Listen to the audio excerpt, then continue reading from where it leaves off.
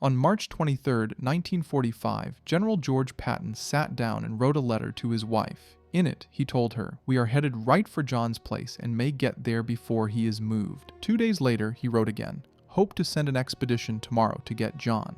3 days after that second letter, 279 American soldiers were dead, wounded, captured, or missing.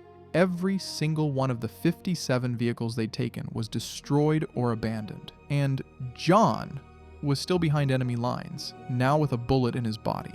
Those letters would remain hidden for decades, because officially, General Patton had no idea his son-in-law was being held at a German prison camp 50 miles behind enemy lines. Officially, the mission was purely humanitarian, an attempt to save American prisoners before retreating Germans could execute them. Officially, it was just bad luck that the whole thing went catastrophically wrong. The problem is that Patton's own handwriting tells a completely different story. This is the story of Task Force Baum, 314 men sent on what their own commanders called a suicide mission, racing 50 miles through German-occupied territory with not enough fuel to make it back, not enough vehicles to carry the prisoners they were supposed to rescue, and not enough information to know what they were driving into. It's the story of a general at the height of his fame who made a decision that would haunt his legacy, a son-in-law who'd already survived 2 years as a prisoner of war, and a 23-year-old captain from the Bronx who realized, mid-briefing, that he and his men were being sacrificed for one man's family.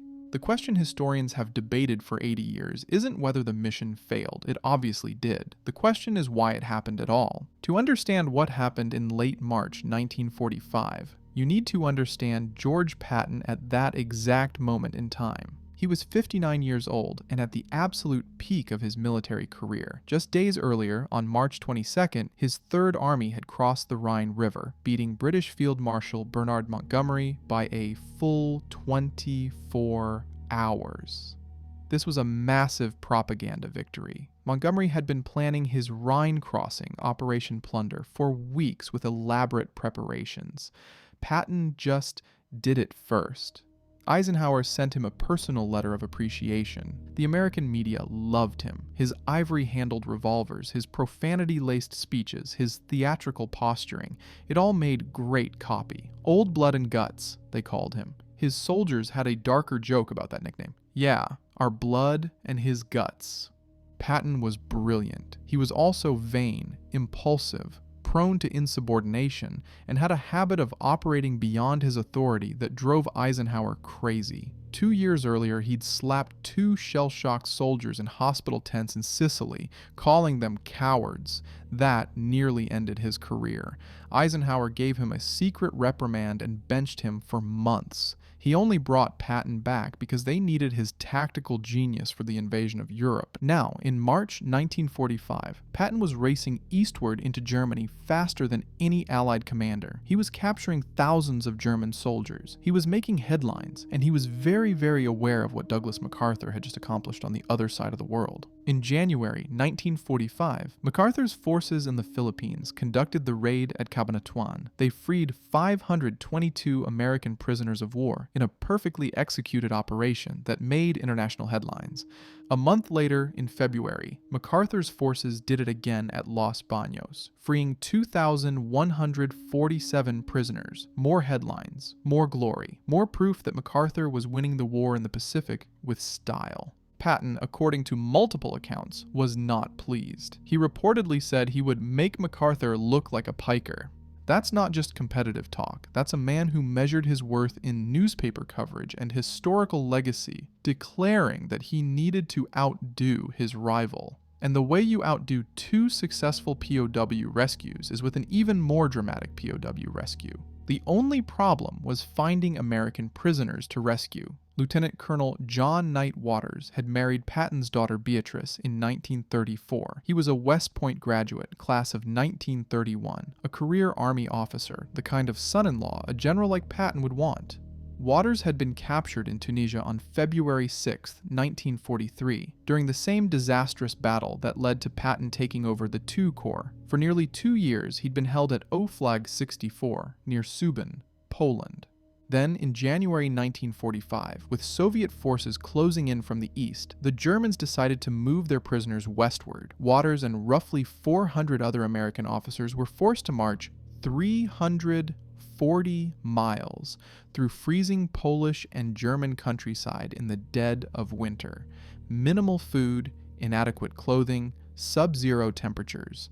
By early March 1945, the survivors of that brutal march arrived at Oflag, XIII-B, near the town of Hammelburg, Germany. Intelligence reports filtered back to Allied command. American officers from Subin had been relocated to Hammelburg, and George Patton knew exactly who was among them. Abraham Baum was 23 years old, the son of a Jewish immigrant, and one of the most experienced combat officers in the 4th Armored Division. He was from the Bronx. He'd fought his way across France. He knew what he was doing.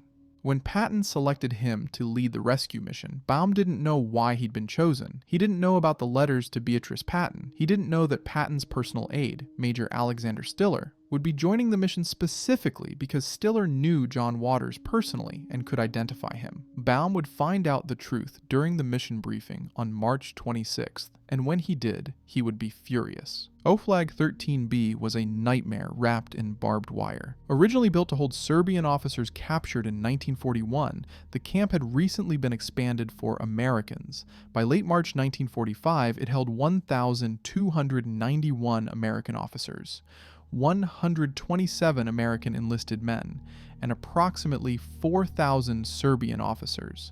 Over 5,000 prisoners total, crammed into stone barracks built for far fewer.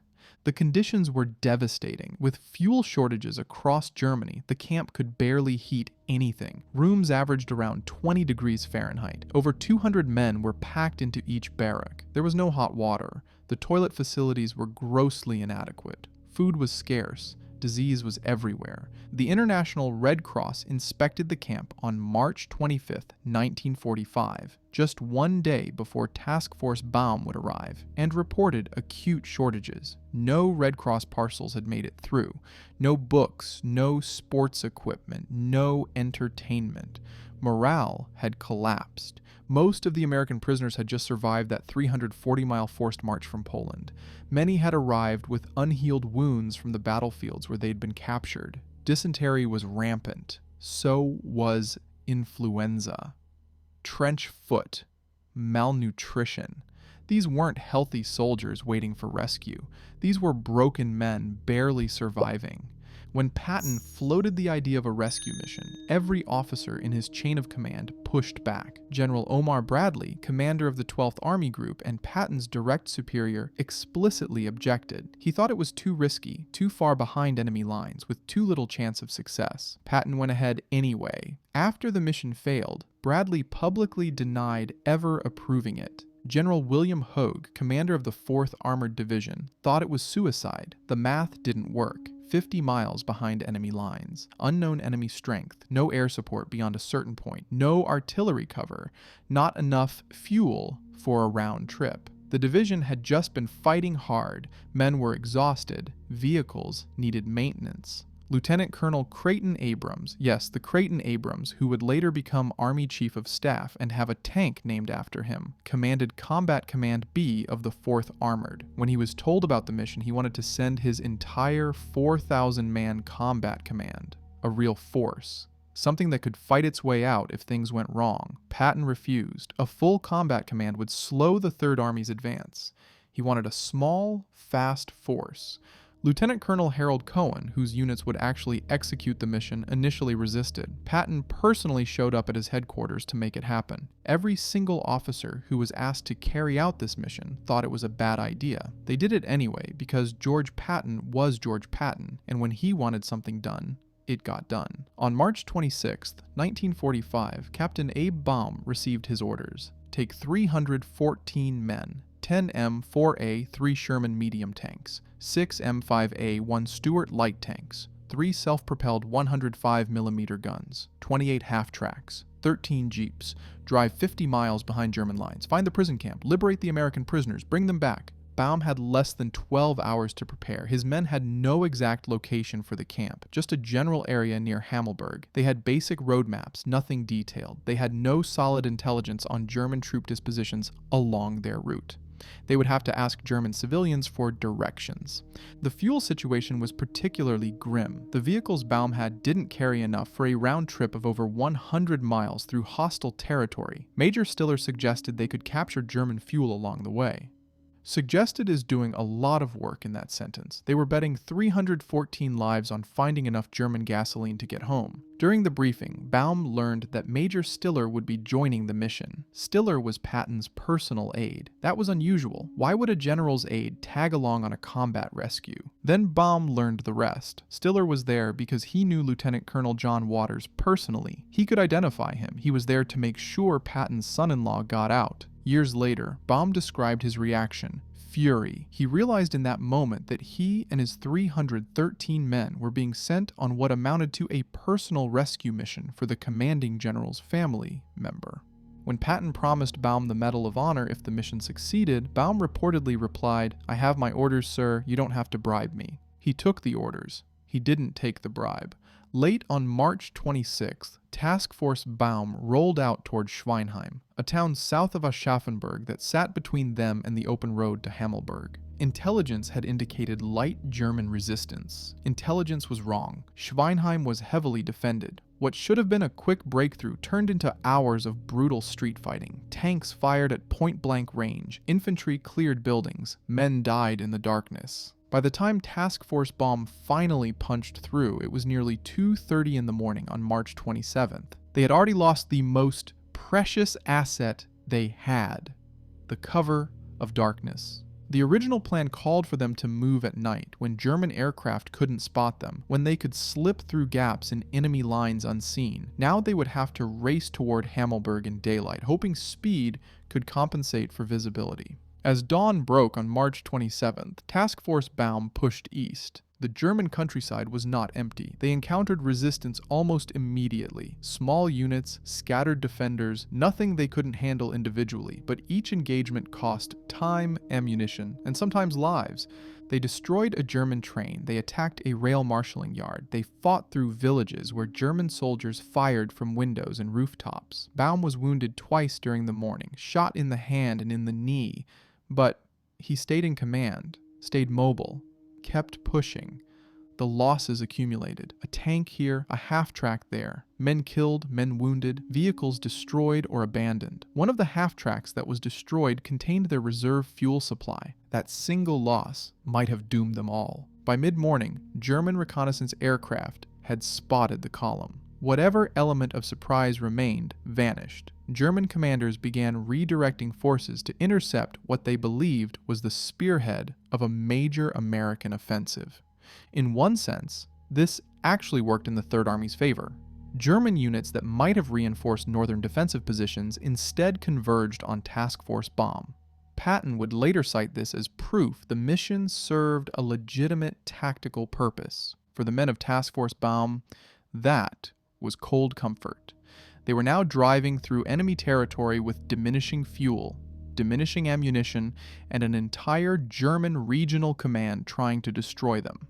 At approximately 1600 hours, 4 p.m., on March 27th, Task Force Baum reached the outskirts of Oflag, XIII-B. Roughly half of Baum's original force was still combat effective. The rest were dead, wounded, or guarding the column's vehicles. They had been fighting for nearly 18 hours with almost no rest. The camp's perimeter was defended by experienced German troops. Baum's force breached the barbed wire fencing and began assaulting the compound. In the chaos, some American soldiers fired on Serbian prisoners. Their uniforms looked German in the confusion of combat. Inside the camp, the commandant, Major General Günther von Goerkel, recognized that his position was hopeless. He had a few hundred guards against American tanks. He decided to negotiate surrender. A small party was sent out to contact Baum's force under a white flag. Lieutenant Colonel John Knight Waters was part of that party, the very man the mission had been sent to retrieve. They approached the American lines carefully, hands visible, flag flying. A German guard, who apparently hadn't received the surrender order, saw prisoners approaching Americans. He raised his rifle and fired. The the bullet struck John Waters in the buttocks, a serious wound, bleeding heavily. Waters was carried back into the camp and taken to the hospital where a Serbian doctor, Colonel Radovan Danic, the former chief surgeon of the Yugoslav army, operated on him. The wound was severe. Waters could not be moved. The entire mission had just become pointless. When Baum surveyed what he'd actually found, the scope of the problem became horrifyingly clear. Intelligence had suggested approximately 300 American officers at the camp. Baum found over 1,300 American officers, plus more than 4,000 Serbians, over 5,000 prisoners total. His remaining vehicles could transport maybe 200 men. His fuel situation was critical. He was 50 miles behind enemy lines with German forces converging from every direction, and the man he'd been sent to rescue couldn't be moved. Most of the American prisoners couldn't travel regardless. They were malnourished, sick, exhausted from their 340-mile forced march. Many had dysentery, many had untreated wounds, many could barely walk, let alone survive a fighting retreat through German-held territory. Baum made the only decision he could. He would load the vehicles with field-grade officers, majors and above, who could still move. Everyone else could walk alongside the column if they wanted, or stay behind. Most stayed behind. They were too weak to try. John Waters stayed behind. He had no choice. As darkness fell on March 27th, Task Force Baum began its desperate attempt to return to American lines. They didn't make it far. At some point during the retreat, the Germans captured one of Baum's Sherman tanks, possibly after its crew was killed or it ran out of fuel. They turned it into a weapon against its own side. Using radios recovered from disabled American vehicles, German soldiers speaking English called out to other tanks in the column. They lured 4 more Shermans into an ambush. The American crews didn't realize they were being baited by their own captured equipment until it was too late. 4 tanks destroyed in minutes, crews killed or captured. Fuel was now critically low across the entire force. Baum made a desperate decision: stop for the night, conserve what fuel remained, try to break out at dawn when they could see what they were driving into. It was the only logical choice. It was also fatal. While Task Force Baum waited for daylight, German forces didn't wait at all. Throughout the night of March 27th to 28th, German units moved into position around the Americans. Infantry, artillery, more tanks. They knew exactly where Baum's force had stopped. They had all night to prepare. When dawn broke on March 28th, Task Force Baum was surrounded. Baum gave the order to break out. The column moved and immediately came under fire from every direction. The battle was brief and catastrophic. Tanks were destroyed by German anti-tank guns. Half-tracks were shredded by machine gun fire. Men who tried to flee on foot were cut down or captured. Vehicles ran out of fuel mid-firefight and became stationary targets. Baum gave the final order: every man for himself. It was over. During the final chaos, Baum was shot in the groin. He was captured. Major Stiller, Patton's personal aide, who'd come along to identify John Waters, was also captured. Of the 314 men who had left Allied lines on March 26th, only 35 would make it back. 32 men were confirmed killed. 247 were wounded, captured, or listed as missing. Every single vehicle, all 57 tanks, half-tracks, jeeps, and self-propelled guns was lost, destroyed, abandoned, or captured. It was the largest single loss the 4th Armored Division suffered during the entire war. 9 days later, on April 6, 1945, the 14th Armored Division liberated Oflag XIII-B. Baum was there when they arrived, recovering from his groin wound. Waters was there too, still healing from the bullet that had struck him during the surrender attempt. Most of the other American prisoners weren't. The Germans had evacuated them eastward before the official liberation. Many were recaptured and spent additional weeks in captivity. The camp that Task Force Baum had sacrificed 279 men to reach was liberated anyway, by a different unit, less than 2 weeks later. If Patton had simply waited, if he'd let the front lines advance naturally, his son-in-law would have been freed without a single additional American casualty. On April 15, 1945, Supreme Allied Commander Dwight D. Eisenhower sent a message to General George Marshall back in Washington. He wrote that Patton's latest crackpot actions may possibly get some publicity. He mentioned 2 incidents. One involved the arbitrary relief of a censor. The other was this. Then again, he sent off a little expedition on a wild goose chase in an effort to liberate some American prisoners. The upshot was that he got 25 prisoners back and lost a full company of medium tanks and a platoon of light tanks. Eisenhower's number was wrong. Approximately 200 prisoners had actually been briefly evacuated before most were recaptured or returned to the camp, but his assessment was accurate, a wild goose chase, a crackpot action. Eisenhower didn't fire Patton. The war was still on, and Patton's tactical abilities remained valuable. The Third Army was still racing east, still taking German surrenders by the thousands. Patton faced a reprimand. He kept his command. Despite the mission's catastrophic failure, Patton personally pinned the Distinguished Service Cross on Captain Abraham Baum. The DSC is the second highest military decoration for valor in combat. It's an extraordinary honor. It's also, notably, not the Medal of Honor that Patton had promised if the mission succeeded. Military protocol required that any Medal of Honor recommendation undergo formal investigation. A formal investigation would have examined why the mission was ordered, what intelligence supported it, and who knew what about the prisoners at Hammelburg. A formal investigation would have uncovered those letters to Beatrice Patton. The DSC required no such investigation. Patton could award it personally, praise Baum's courage, and avoid any official inquiry into his own motivations. Baum accepted the medal. He never forgot what it cost. In Patton's diary entry from March 31st, 1945, just 3 days after Task Force Baum was destroyed, he wrote something remarkable. So far I've only made one mistake, and that was when I lost 2 companies of the 4th Armored Division in making the attack on Hammelburg. One mistake. Not that he shouldn't have sent the mission. Not that he'd risked 314 lives for personal reasons. The mistake, in Patton's mind, was that he'd sent too small a force.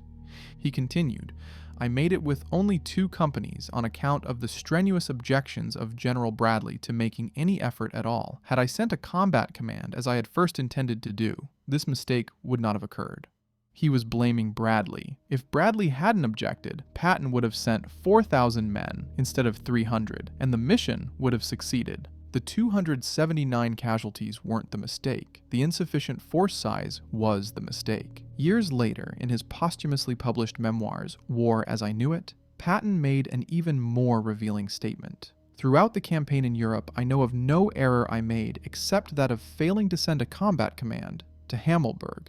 His only error in the entire European campaign. Not the slapping incidents, not any of his insubordinate advances or unauthorized operations. Just Hammelburg, and only because he didn't send enough men. John Knight Waters recovered from his gunshot wound. He was liberated on April 6th along with Baum and the other survivors. He went on to have a distinguished post-war career. He rose through the ranks steadily, eventually achieving the rank of 4-star general. From 1964 to 1966, he served as commander of U.S. Army Pacific, one of the most important commands in the American military. He never publicly criticized his father-in-law for the mission that had nearly killed him. Family loyalty, perhaps, or simply the recognition that nothing he said would change what had happened. Waters lived until 1989. He was 83 years old when he died, having outlived Patton by 44 years. Abraham Baum carried the weight of Task Force Baum for the rest of his life. He survived his groin wound. He was liberated alongside Waters. He received his Distinguished Service Cross from Patton personally. None of it erased what he'd lost. Baum knew the truth from the moment Stillard told him about Waters during the mission briefing. He knew why he'd really been sent. He knew that 279 of his men had been killed, wounded, or captured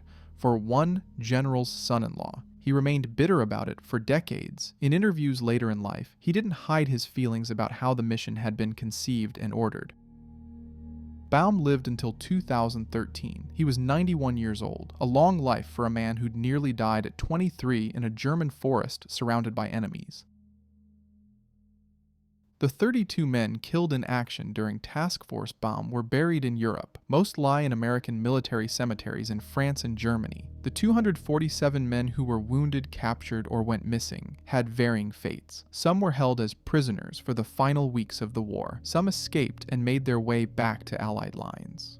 Some died of their wounds in German captivity. Their names appear on regimental histories and casualty lists. Most Americans have never heard of them. The war in Europe ended on May 8, 1945, less than 6 weeks after Task Force Baum was destroyed. Patton didn't handle peace well. He made controversial statements criticizing the Soviet Union, accurate in hindsight perhaps, but politically disastrous in 1945 when the Soviets were still officially allies. He expressed skepticism about denazification efforts. He made comments that suggested he didn't fully grasp why the Nazis had needed to be destroyed. In September 1945, just 4 months after VE Day, Patton was relieved as military governor of Bavaria. Eisenhower had finally run out of patience.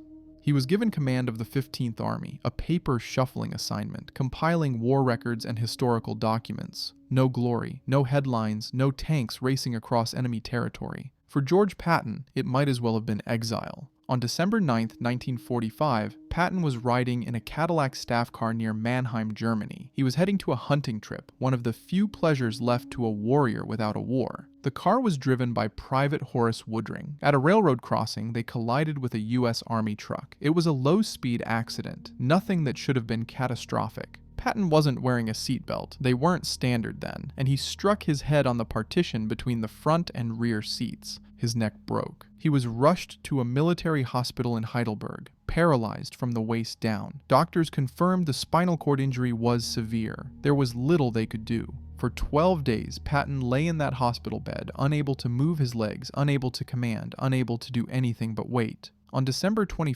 1945, a blood clot formed in his paralyzed body. At 5:55 p.m., George S. Patton Jr. died in his sleep. He was 60 years old. 3 days later, on Christmas Eve 1945, Patton was buried at the Luxembourg American Cemetery and Memorial near Hamm, Luxembourg. His wife Beatrice had requested he be laid to rest among his soldiers, the men of the Third Army who had died in the Battle of the Bulge just 1 year earlier. The general known as Old Blood and Guts didn't die leading a charge. He didn't die in glorious combat or during a daring operation behind enemy lines. He died 12 days after a traffic accident, paralyzed in a hospital bed.